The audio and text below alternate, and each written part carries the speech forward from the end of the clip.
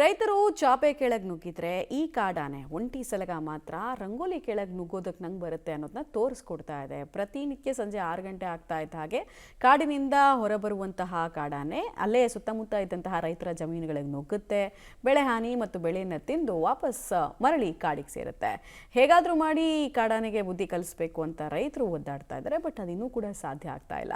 ಆನೆಗಳಿಗೆ ಅಪಾರವಾದ ಗ್ರಹಿಕೆ ಶಕ್ತಿ, ನೆನಪಿನ ಶಕ್ತಿ ಬಗ್ಗೆ ನಾವು ಆಗಾಗ ಓದ್ತಾ ಇರ್ತೀವಿ. ಈಗ ಅಂಥದ್ದೇ ಒಂದು ಸ್ಟೋರಿ ನಮ್ಮ ಮುಂದಿದೆ.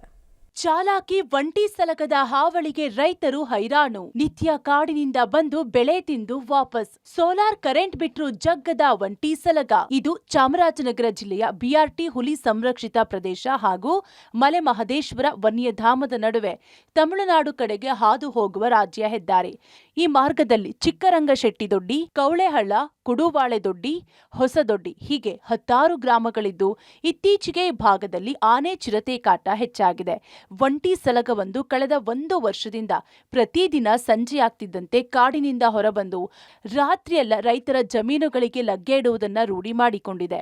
ಜಾನುವಾರುಗಳಿಗೆ ಗ್ರಾಮದಲ್ಲಿ ನಿರ್ಮಿಸಿರುವ ತೊಟ್ಟಿಗಳಲ್ಲಿ ನೀರು ಕುಡಿದು ದಾಹ ನೀಗಿಸಿಕೊಳ್ಳುವ ಈ ಒಂಟಿ ಸಲಗ ರೈತರು ಬೆವರು ಸುರಿಸಿ ಬೆಳೆದ ರಾಗಿ, ಜೋಳ, ಬಾಳೆ, ಟೊಮ್ಯಾಟೊ ಮೊದಲಾದ ಫಸಲನ್ನ ತಿಂದು ತುಳಿದು ನಾಶ ಮಾಡುತ್ತಿದೆ.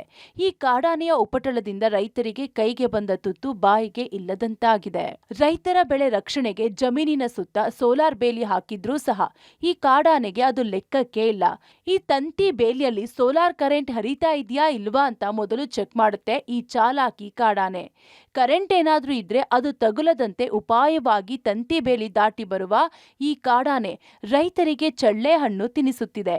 ಏನು ಪಿಜಿ ಪಳ್ಳೆ ಮಲೆ ಮಹದೇಶ್ವರ ವಲಯ, ಈ ಕಡೆ ಒಂದು ಕಡೆ ಬಿಆರ್ಟಿ ಬೈಲೂರು ವಲಯ, ಎರಡೂ ಕಡೆಯಿಂದ ಕಾರಿಡಾರ್ ಇರೋದ್ರಿಂದ ಸುಮಾರು 1 ವರ್ಷದಿಂದ ಒಂಟಿ ಸಲಗ ಒಂದು ದಿನನಿತ್ಯ ಸಾಯಂಕಾಲ ಒಂದು 6 ಗಂಟೆ 5 ಆಯಿತು ಅಂತ ಸರಿ ರೋಡ್ ಪಕ್ಕದಲ್ಲಿ ನಿಂತ್ಕೊಳ್ಳೋದು, ಜಮೀನುಗಳಿಗೆ ಬರೋದು, ಪ್ರತಿಯೊಂದು ರೈತರು ಬೆಳೆಸ್ತಕ್ಕಂಥ ಫಸಲುಗಳನ್ನ ಪ್ರತಿಯೊಂದು ಹಾಳು ಮಾಡ್ತಾ ಇದೆ.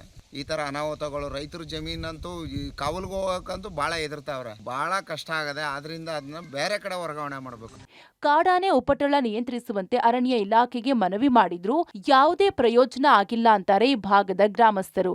ಇತ್ತೀಚೆಗೆ ಮಾನವ ವನ್ಯಜೀವಿ ಸಂಘರ್ಷ ಹೆಚ್ಚಾಗ್ತಾ ಇದ್ದು ಈ ಕಾಡಾನೆ ಜನರ ಪ್ರಾಣ ಹಾನಿ ಮಾಡುವ ಮೊದಲು ಅಥವಾ ಈ ಕಾಡಾನೆಗೆ ತೊಂದರೆಯಾಗುವ ಮುಂಚೆ ಅರಣ್ಯ ಇಲಾಖೆ ಎಚ್ಚೆತ್ತುಕೊಳ್ಳಬೇಕಿದೆ. Vijayakumar, public TV, Chamarajanagar.